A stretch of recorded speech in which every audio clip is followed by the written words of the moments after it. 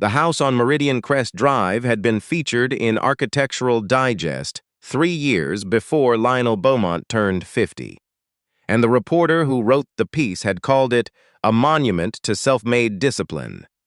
Lionel had read that line twice and then set the magazine face down on the kitchen counter because discipline was not what he would have called it.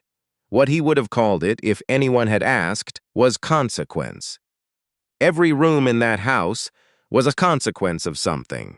The accident on I-285 had taken his wife, Renee, on a Tuesday morning in October, when their daughter Simone was 4 years old and still young enough that her grief would later show up, not as crying but as silence, as a way of going very still in rooms where she thought no one was watching. That was 11 years ago.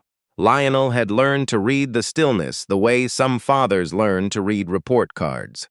He ran a logistics consulting firm out of a glass office in Buckhead. He coached Simone's soccer team on Saturday mornings, even though he knew nothing about soccer, and the other parents knew he knew nothing about soccer, and nobody said a word about it. Because there was something about a man who shows up every week, year after year, rain or shine, that makes people go quiet in a kind way. He had 2 people who cleaned the house on Thursdays. He had a meal delivery service that came on Sundays. He had systems for everything, because systems were the only architecture that held when everything else had come down. What he did not have was anyone who remembered him before all of it. That was what nobody tells you about grief that goes on long enough. It doesn't stay grief. It becomes geography. It becomes the shape of the rooms you live in and the routes you take to work, and the particular way you answer the phone when a number you don't recognize comes up on the screen. 11 years in, Lionel Beaumont had become so practiced at his own life that sometimes he drove the whole 40 minutes from the office to Meridian Crest and could not remember a single mile of it. He was standing at the kitchen window with a cup of coffee on a Thursday morning when the cleaning service sent someone he had never seen before. The woman who knocked was not one of the 2 regulars. She was maybe 40, with her hair pulled back tight and a supply bag over one shoulder, and she was moving carefully, the way someone moves when something hurts, but they've decided not to make it anyone's business. She had on a gray jacket that was too thin for November, and she was wearing it like she didn't notice, or like she'd made peace with noticing. Lionel opened the door. "Good morning," she said. "I'm covering for Darlene today. I'm Winifred." She said the last word like she expected him to object to it. He did not object to it.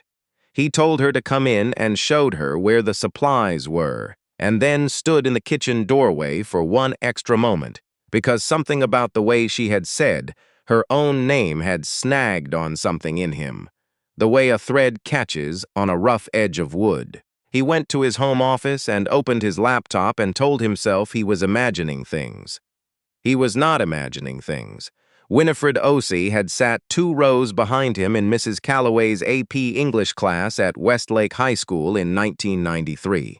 She used to fold the corners of her paperback novels back so severely that the spines cracked, and their teacher would wince every time she heard it, and Winifred would look up and say, "I'm sorry, Mrs. Calloway," in a voice that was genuinely sorry, and then do the exact same thing on the next page.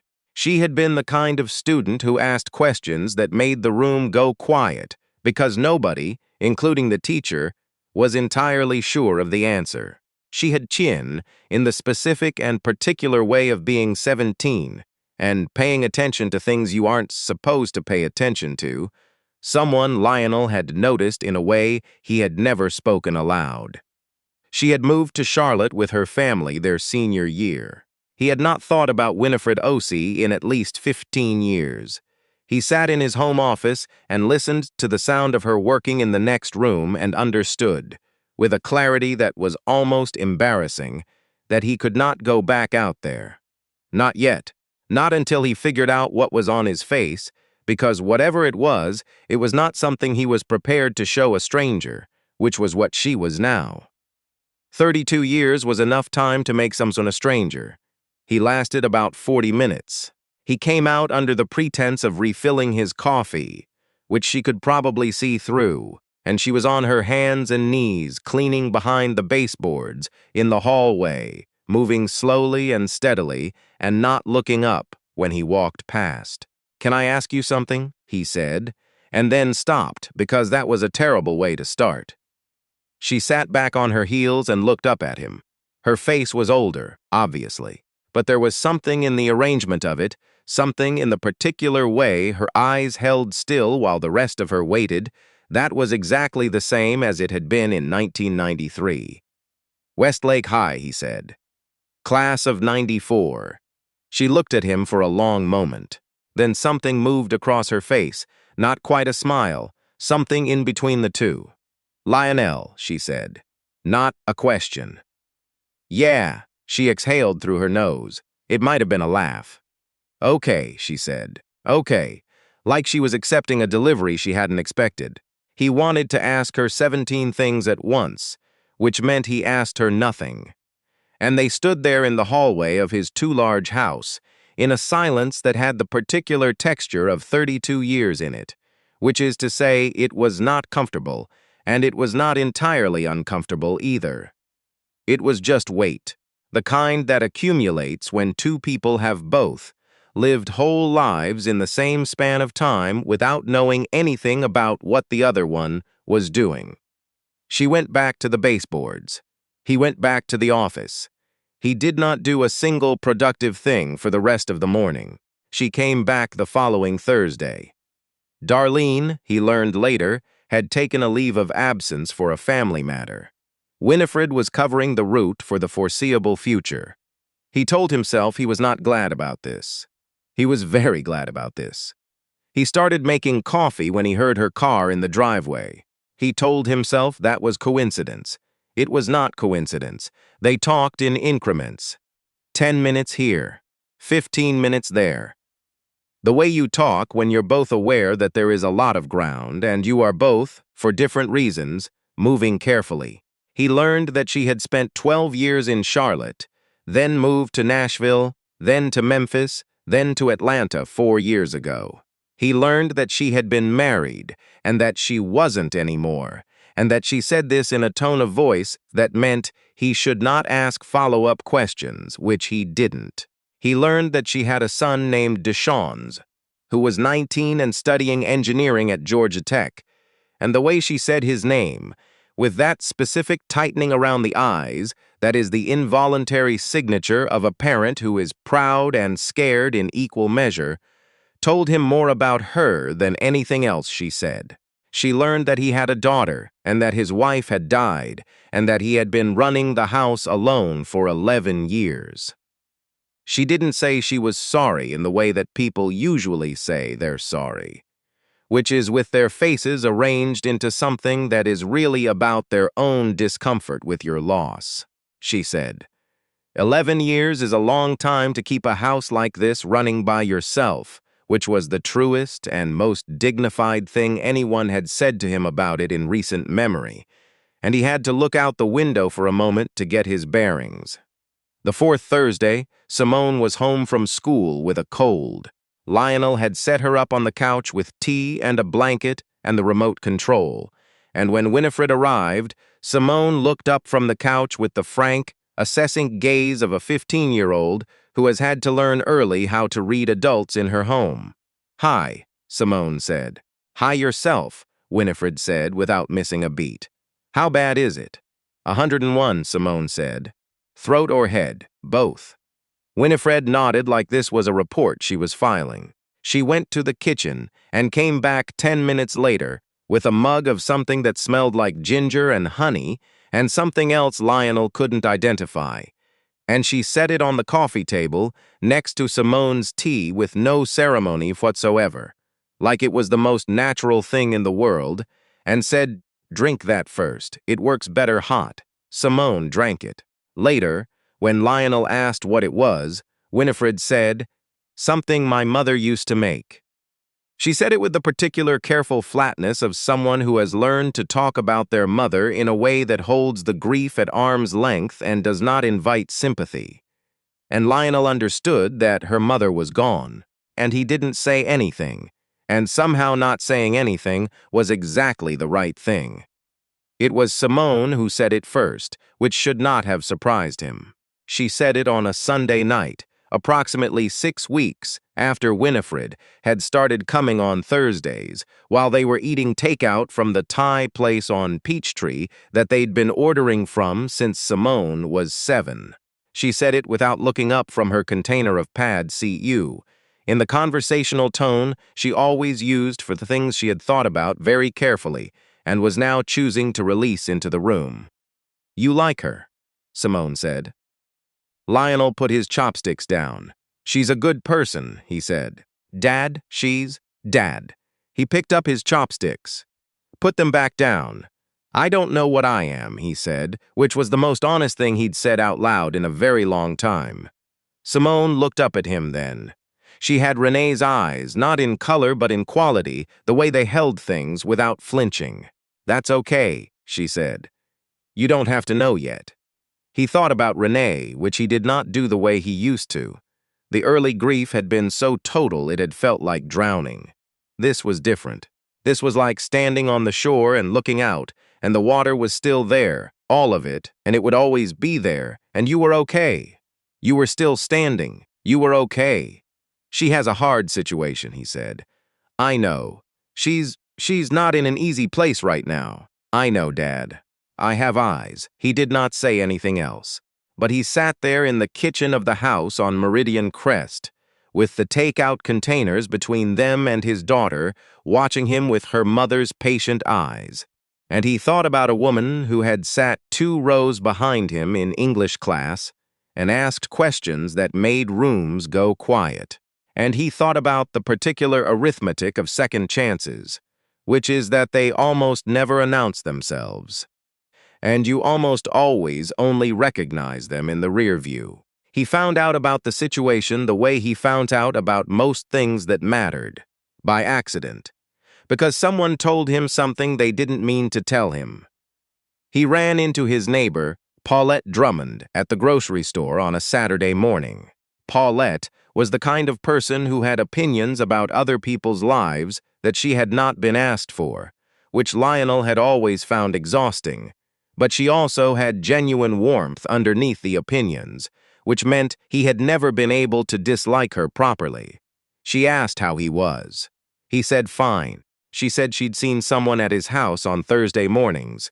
He said yes, she was covering the cleaning route, and Paulette's face did the thing it did when she was deciding how much to say.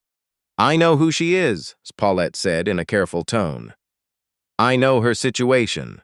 She paused. "You know she's in a shelter over on Campbellton Road." Lionel stood very still in the cereal aisle. "She's been there since August," Paulette said, less carefully now that the lid was off. "Her ex-husband." She stopped, started again. "He's not a good man, Lionel. She got out," which took courage. "But she's got nowhere to land, and she's trying to put enough money together to get a place, and she's working 3 jobs, and Deshawn doesn't know how bad it is because she's protecting him." Lionel drove home. He sat in his car in the driveway for a while. He looked at the house that the magazine had called a monument to self-made discipline, and he thought about the word consequence again.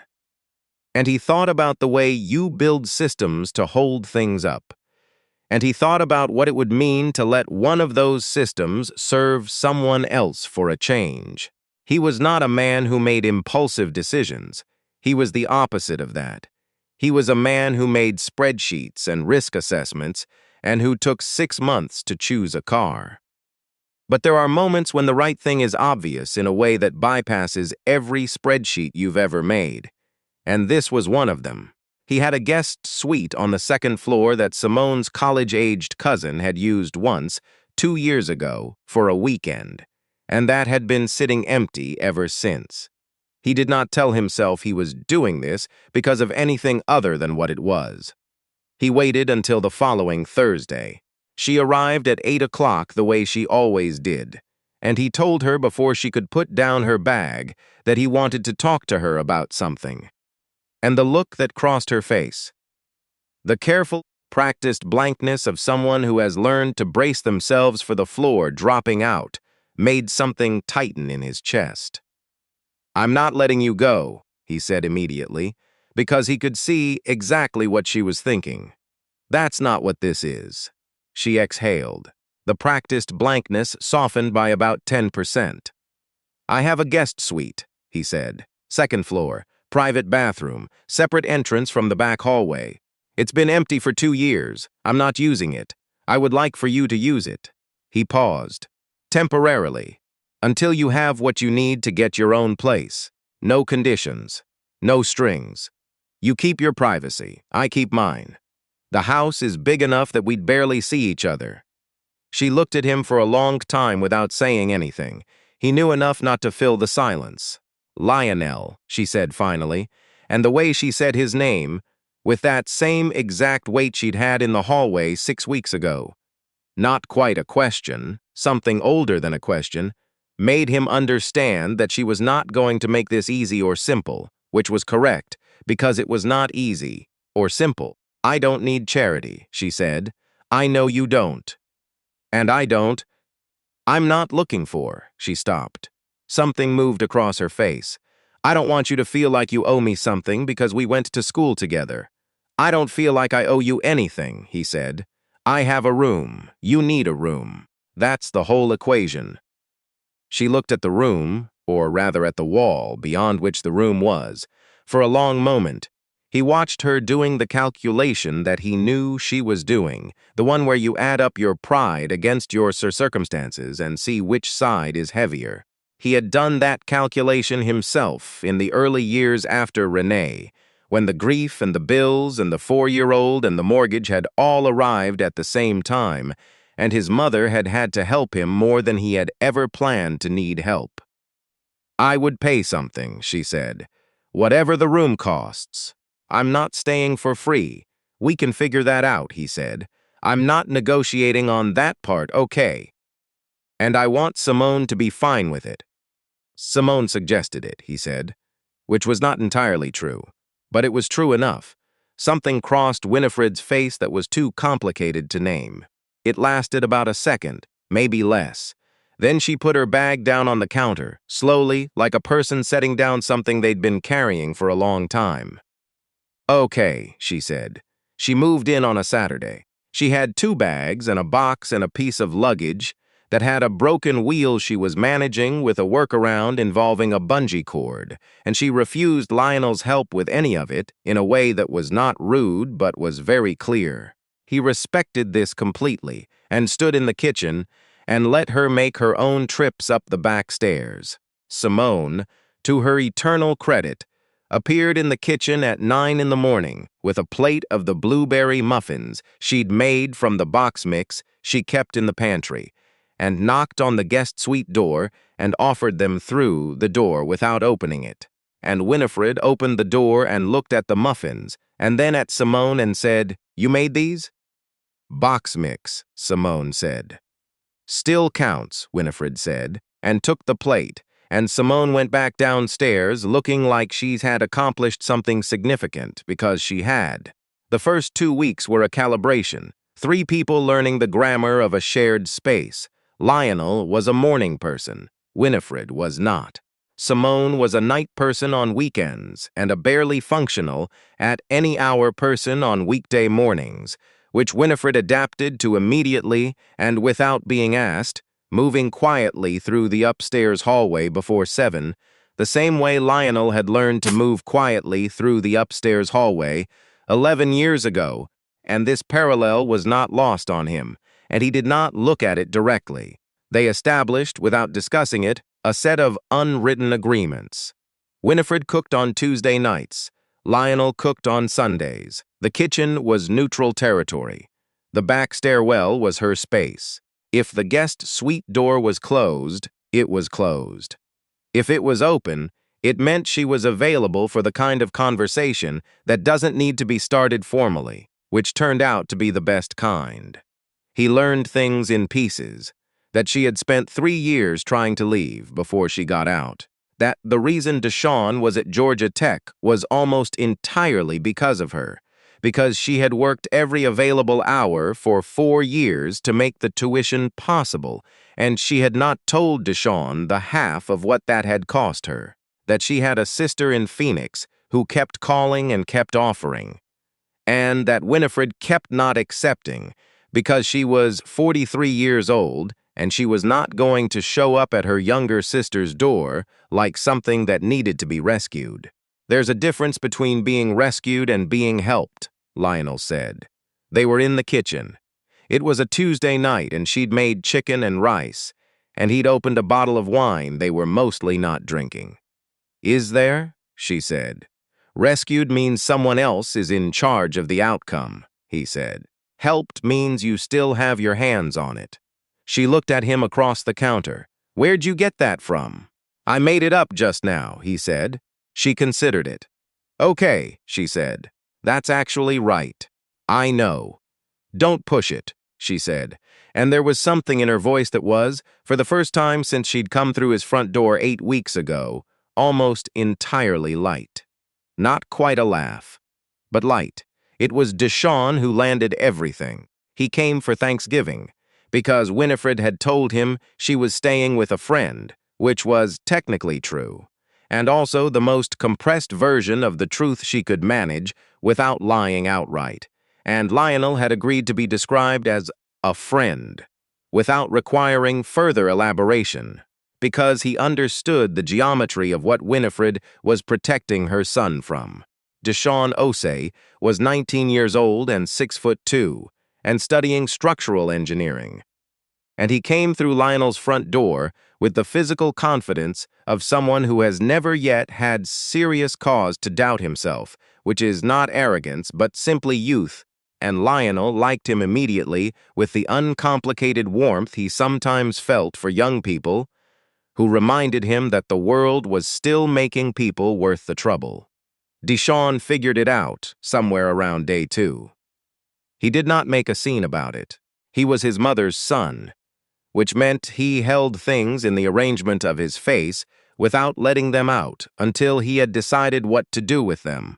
He waited until Winifred had gone upstairs, and then he found Lionel in the garage, where Lionel was doing the thing he did when he needed to think without looking like he was thinking, which was organizing tools he didn't actually need to organize. "How long has she been here?" Deshawn asked. Lionel put down the wrench. "About 6 weeks," he said. Deshawn was quiet for a moment. "She told me she was at Auntie Marvella's, I know. She was trying to protect me."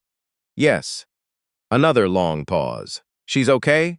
"She's better than okay," Lionel said, and he meant it because it was true. "She's working. She's got a plan. She's got her hands on her own outcome. That part's not in question." Deshawn looked at the floor of the garage for a moment. Then he looked up. He had his mother's eyes, the same particular quality of stillness when he was holding something without letting it go. "Thank you," he said, not with drama, just plainly the way you say something you mean. "She did the hard part," Lionel said. "I just have a room." Deshawn nodded slowly. And then he picked up a socket wrench that didn't need organizing and helped Lionel organize it anyway. And they stayed in the garage for another 20 minutes, not saying much. And when they came back inside, Winifred was in the kitchen making sweet potato pie from scratch, and Simone was sitting on the counter watching her, and the house smelled like something that houses need to smell like, which is not any particular thing, but is the aggregate of people who have decided, for whatever reason, to be in the same place at the same time on purpose. Lionel did not tell Winifred what Deshawn had said to him in the garage for a long time. He told her eventually, on a night in February, when she had found her own apartment and was 2 weeks from moving out, and they were both pretending this was uncomplicated. Sitting in the kitchen with the kind of quiet between them that is not empty, but full, the kind where both people are thinking the same thing and neither one is saying it yet. She listened to the whole story. Then she was quiet for a moment. "He's a good kid," she said. "He is," Lionel said. "He gets it from somewhere." She looked at him. The thing that moved across her face this time was not complicated at all. It was very simple. It was the face of someone who has been seen, in the whole of what they are and what they've been through, and has found it bearable. Maybe more than bearable. "I'm not going far," she said. "The apartment is 12 minutes away." "I know," he said. "Simone has my number." "I know, and you have my number," she said. He looked at her across the kitchen of the house that had been, for 11 years, the physical record of every hard and quiet thing he'd done alone. Outside, the February cold had settled into the street the way it does in Atlanta, which is apologetically, as though it knows it isn't welcome and is trying not to stay long. "I have your number," he said. She stood up. She put her mug in the sink. She turned off the counter light the way she had learned to turn it off over the past 4 months, the particular gesture of someone who knows the geography of a kitchen that is not technically hers, but that she has made herself at home in anyway. At the door to the back hallway, she stopped. She did not look back, because she was Winifred Osei, and she had the specific dignity of a person who has never needed the last look to know the thing was real. "Good night, Lionel," she said. "Good night, Winifred," he said.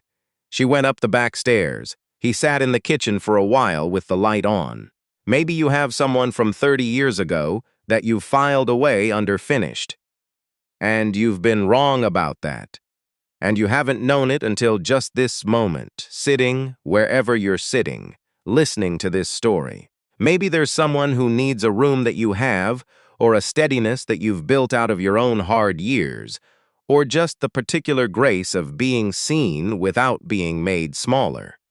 And maybe the moment keeps not arriving on its own. It won't arrive on its own, but it will arrive if you decide to be the one who opens the door."